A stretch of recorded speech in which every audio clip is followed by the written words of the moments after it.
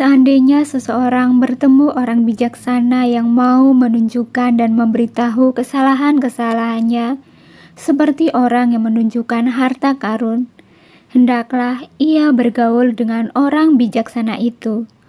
Sungguh baik dan tidak tercela bergaul dengan orang yang bijaksana.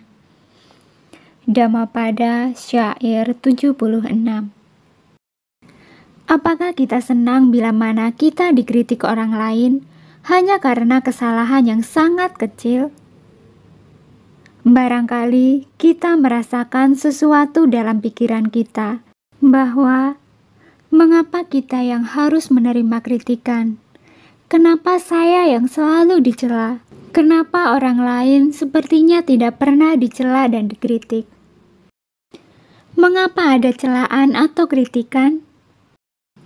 Memang, kalau kita tidak pernah menyadari sendiri bagaimana sesungguhnya hidup dan kehidupan ini, kita akan selalu mengalami kesulitan untuk mengerti mengapa seolah-olah hanya kita saja yang harus menderita karena kritikan dari orang lain. Apabila kita mencoba untuk mempelajari secara cermat, kita akan dapat menemukan bahwa sesungguhnya tidak ada orang di dunia ini yang bebas dari celaan atau kritikan. Di dunia ini sangat sedikit orang yang mengatakan dirinya tidak punya musuh.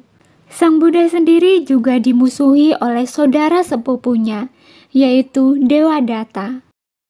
Justru, paling sering orang yang berbuat baik demi kesejahteraan banyak orang, namun juga harus berhadapan dengan orang yang bermaksud jahat kepadanya.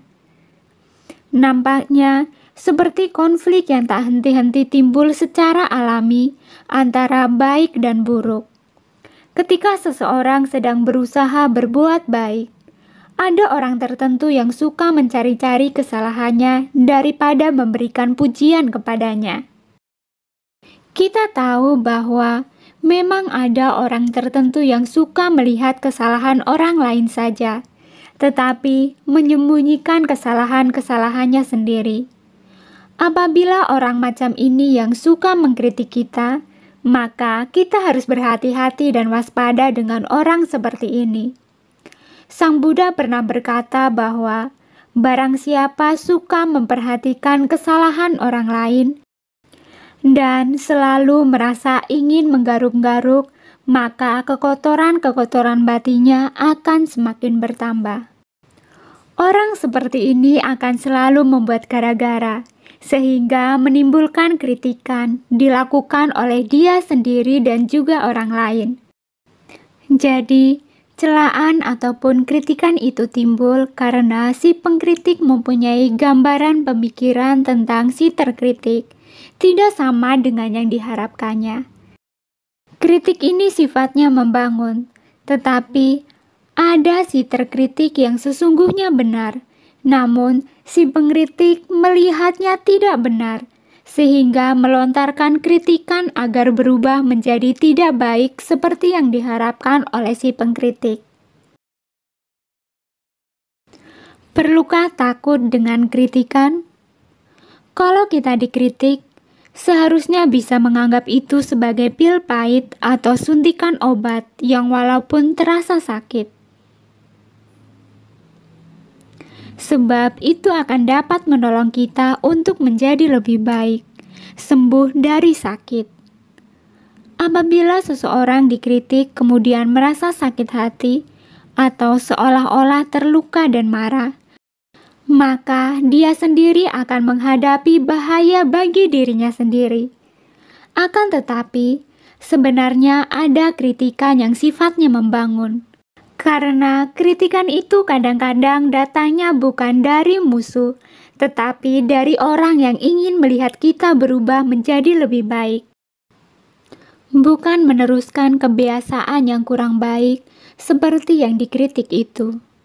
Kita harus ingat bahwa tidak ada orang yang secara mudah dan sungguh-sungguh bisa terbebas dari kritikan, walaupun orang penting atau mungkin petinggi negara.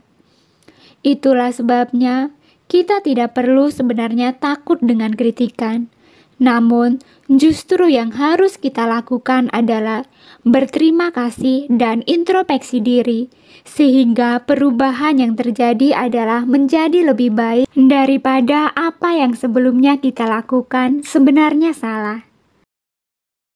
Kritikan yang masuk kepada kita seharusnya kita hadapi dengan tenang dan tabah, sehingga emosi kita terkendali dengan baik dan terarah dengan baik pula. Ketakutan yang timbul akan menggelapkan batin kita apabila kita tidak atasi dengan tepat dan secepat mungkin. Jika memang masih mengalami kesulitan untuk tidak takut dengan berbagai kritikan yang datang dari satu ataupun banyak pihak, si terkritik memang perlu bantuan orang ketiga. Orang ketiga di sini harus bersikap netral dan bijaksana, bisa membantu sehingga si terkritik dapat memahami apa yang menjadi masalah yang sesungguhnya. Orang bijaksana tidak akan melenyapkan atau mengalahkan musuh dengan membalas dendam atau membenci, karena akan memperbanyak musuh lagi. Orang bijaksana akan menunjukkan jalan yang benar untuk menyelesaikan masalah yang timbul. Jika ada celaan atau kritik dari orang lain, orang bijaksana tidak akan membalas dengan celaan atau kritik, namun akan mengatakan sesuatu dengan baik kepadanya dan memaafkan kesalahannya. Semestinya kita sebagai umat Buddha tahu bahwa kita mengenal ajaran, teori maupun praktik, bisa memiliki batin yang bersih dan tenang, sehingga andai kata ada orang lain tidak senang kepada kita, kita akan dapat menemukan apa yang menyebabkan itu terjadi. Setelah mengenal dengan baik petunjuk-petunjuk Dhamma yang kita pelajari, kita semestinya juga tahu bahwa kritikan yang kita terima itu tidak lepas dengan sikap dan cara hidup kita sendiri. Satu hal yang harus kita ingat, kebencian tidak akan berakhir apabila dibalas dengan kebencian. Akan tetapi, kebencian akan berakhir bila dibalas dengan tidak membenci. Demikian juga, kalau ada orang mengkritik kita, tetapi kita masih mau membalas kritik orang tersebut, sehingga membuat dia semakin tidak senang kepada kita.